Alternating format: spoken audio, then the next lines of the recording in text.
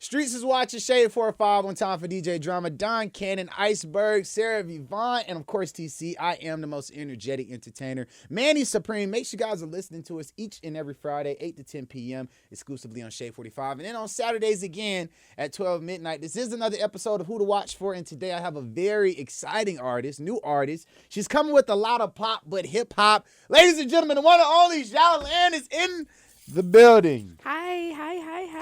What's up? You know, y'all, this is one of my good friends. Yeah. How long ago I know you? Maybe like 4 or 5 years now. Has it been that long? It's low-key it's been a minute. Yeah, it's been a minute. I'm so proud of you and your journey. Thank you, man. Thank you. If y'all don't know, I've had a chance to help her. Thank you. I've had a chance to help her, help pick out some new songs and stuff like that. Yes. New project is out. Yes. Enigma, the EP came out March 17th. Mm-hmm. So going on like the 4th week. How do you feel with experimenting with the new sound, right? Because I know you started off rapping, and then, because you're from Atlanta. Mm-hmm. Let's talk about South side of Atlanta, Campton Road. What high school did you graduate from? I graduated from Westlake. Go Lions. Yeah, really. So if you're from Atlanta, people say Westlake. It's like it's like an HBCU junior, right? Yeah. Isn't something like that. Yeah. Like a Black Zoe 101. I haven't heard that one. That's basically, it is. It is, actually. It is. If you in Atlanta, that's the high school to be at. That is it.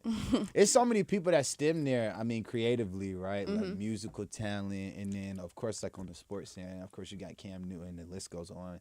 What has been some key things with growing up in the city that's helped you musically?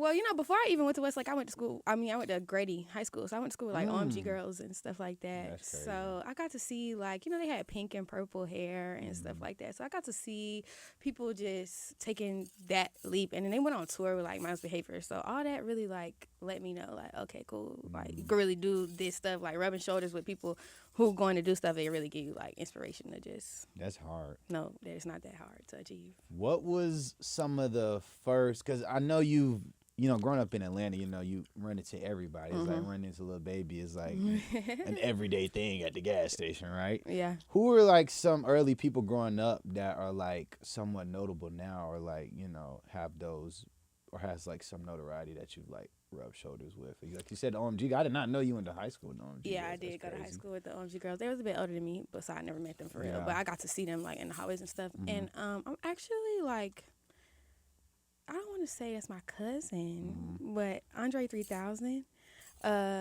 his grandma or like auntie or somebody, I've been over there to the house for like Thanksgiving and stuff. So Really? I got to meet him when I was a kid. That's crazy.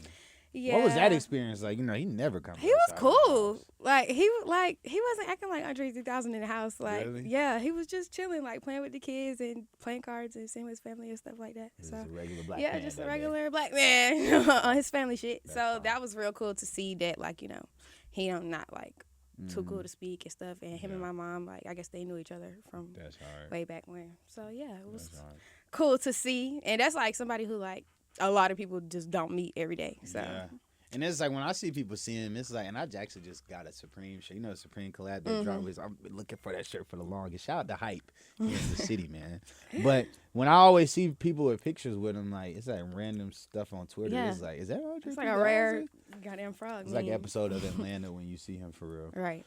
Early off musically, who are you? Obviously, you're a barb. Yeah, I am a barb. I am. I grew up around that time, pivotal time. I had the Barbie chain, like the pink wig and stuff like that, and the Nicki Minaj posters and everything like that. It was a whole wave. Yeah, it was a whole wave.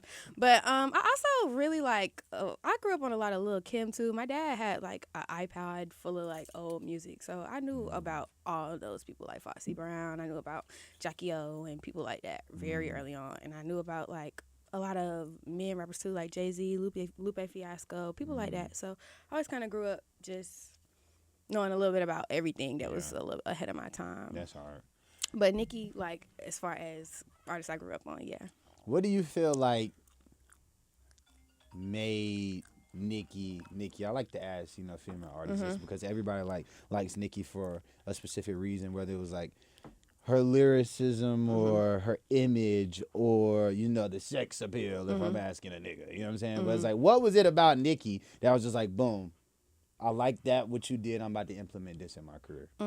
For me, with Nicki, it was, for one, how she came out with all that crazy fashion and she used to wear her hair in all different colors. And I remember one time she came out on like a red carpet with like a stuffed animal dress on or something like that. And then the way she used to, you remember she used to make all those voices and had a Roman personality that she would pull out and do the British accent and stuff like that. So I always felt like that was really cool because she was approaching the beats in a different type of way, and she wasn't scared to like use her voice as an instrument. Yeah. So I feel like that was really cool about her. That's why I liked her. That's hard. With starting off making music, you were just rapping, right? Mm-hmm. You've worked with some notable people. I saw you one time. I think it was like a Reese LaFleur listening party, like some more folks was there. Yeah. Talk about that scenario, right? Like some couple heavy hitters in there. They was really jamming and bopping to your music for real. Yeah, that was a time. I actually met Reese LaFleur through a mutual friend, Slade the Monster, who is shout out Slade. Yes, man. Shout out Slade, heart producer. And so him and Reese are really cool friends. So when I met him, started working with him, he introduced me to Reese. Reese was like, "Oh, you hard? Let's do something." So then I met Key through Reese and Slade. So we all just ended up being in the studio one day, and they were actually gonna have me do it's like a song called like Vans. Got my Vans on, but they look like something like that. And they wanted to have me redo that hook, and I did it, but then I guess we never got to that song. So then we were playing around with it, and I ended up using my verse that I was going to do there on the song that we made. Yeah, Song About Nothing. So then we had the release party, and Boat pulled up. Zach Bia was there. SHG Kobe was there. So yeah, I got to meet all of them, and they was telling me like, I fuck with your song, all that stuff. That's fine. So yeah.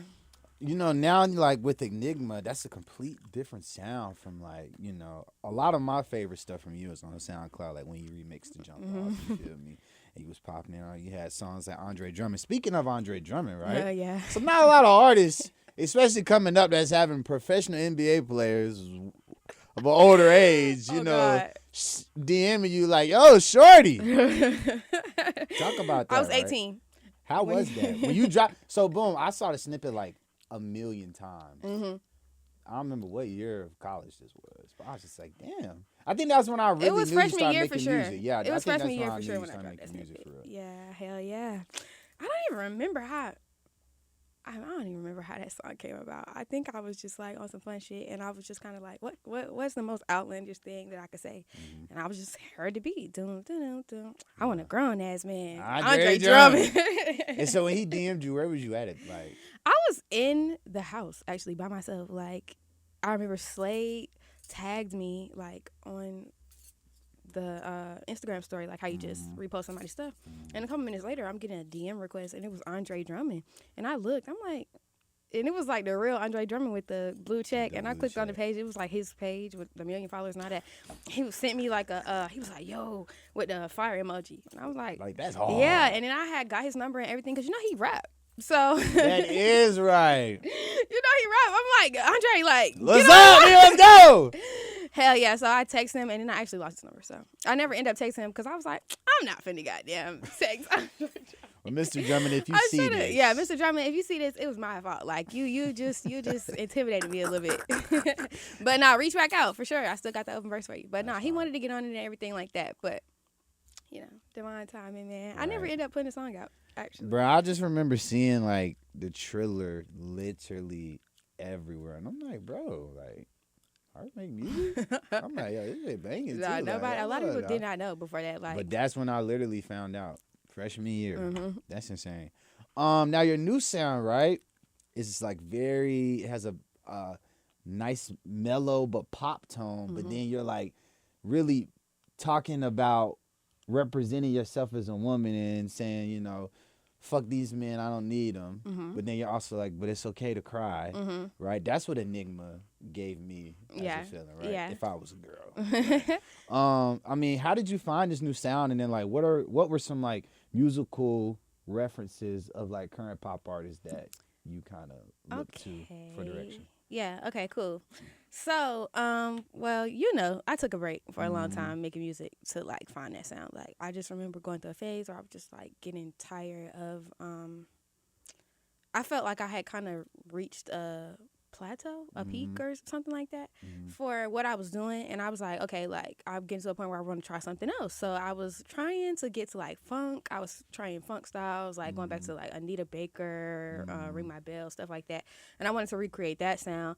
And it kind of just shaped, like as I was trying to do that, I found my own way of approaching like pop and still keeping my lyricism from when I was rapping and all that stuff. So with Enigma, did you find that hard though? Yeah, it was hard. And even now, it's still kind of like, because I want to, of course, I just scratched the surface, I feel, so I want to keep evolving with it. But it's definitely hard because I know that the people who love my music love me because they know I can rap. So I want to give them, like you, right? So I want to make sure I can give them that and also like stay true to what I want to do as an artist and as a person and what I like. Because if you go through if I showed y'all my album music right now, like it's only maybe like 25% rap in there, period.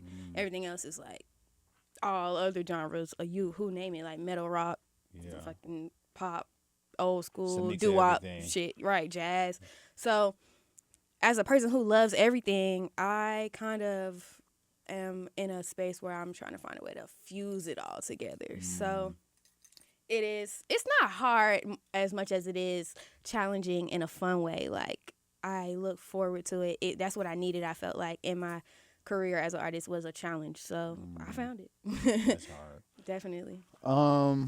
With Enigma, I see you. Well, you just told me some exclusive information. You're working on even like some more music. Yeah. Who are some new people that you've been in the studio with? Maybe shout out to Slade, man. Yeah, like, shout out to Talk Slade. about your relationship with Slade. How'd you meet Slade? If you don't know Slade, legendary producer. Yeah. Some of my favorite work with him, he's worked, with Uzi. That was like Love Is Rage. Yeah. I think so. It was some of the earlier Uzi, like I think he did. I can't remember. Samurai. The name is slipping me right now. Super Saiyan. Super Saiyan. Yeah. Super Saiyan. And he did P&B Rock, Cardi B. He did some A Boogie. Yeah. So legendary. He's hard. Like he did Press by Cardi B. That was a big shout record. out Slade, man. Yeah. Shout out to Slade. Slade is hard as fuck. And he just is a smart man. Like Slade is wise. And we met because I was around some boys I went to high school with, and they was in a studio, and I met a man named Sis who would just be around that studio, or I think he might have had some business dealings there or whatever. I didn't really know, but I guess Sis posted me or something one day, or no, Slade saw me somewhere, and then he went on my page and saw that me and Sis were like mutuals. So he DM'd Sis and was like, tell this girl I'm in her DM request, like hit me up. So I ended up opening the request. So we ended up getting on the phone, chopping it up. And he was just telling me like, yeah, like I know a star when I see one. Like, let's work. Yeah, That's basically. hard. And so yeah, we've been locked in ever since, pretty much. We got some hard shit. Shout out Slade. Man. Shout out Slade. For all the new people that's tapped in or tapping in now, like, what do you want them to walk away from? Like, boom, this is Xaiolan, and then like, what's next? Okay, so for right now, Xaiolan is just, I'm standing for everything unorthodox, basically. Like, I am in the mood to go the road less traveled. Everything I feel like hasn't been done yet is what I want to tap into. Everything where you bring something up and people be like, oh, well, that hasn't really worked yet. It's going to work this time around. Like, just because it hasn't worked yet doesn't mean it will never work. So that's what I really want to put out. That's my message. And that I am just down for anything. I'm about innovation right now, man. I'm looking for, like, just a new way to make music, a new way to deliver that I want to bring something new to the space. So that's what I'm looking for. And I hope that, well, I know that people will, like, resonate with that when they hear my music. So. That was a tweet. Yeah. Oh, and what's next? I know you asked me that. That was a two-part question. Yes. But what's next? It's the summer coming up. Woo! Yeah. So I really want to get into, like, the rave shit. Like, if I'm being honest, like drum and bass, jungle, EDM, but still keeping it very much black. Like, I want to still keep it funky. Like, figuring out a way to rap on those type of beats. Figuring out a way to, like, do some crossovers and stuff like that. Get to those type of festivals. And just, I really want to mesh the audiences and, like, introduce that type of shit to our people and introduce our stuff to, people who don't really know what we got going on for real and about the sauce. So I want to bring the sauce there, and then I want to bring some of that over here. You basically, mix it all up. mix it all up. Well, again, man, I appreciate you coming to sit down with us, Yes, man. of course. Make sure you guys go get Enigma out now on all DSPs. And make sure you guys subscribe to the channel, like the video. This is another episode of Who to Watch For with me, the most energetic entertainer, Manny Supreme.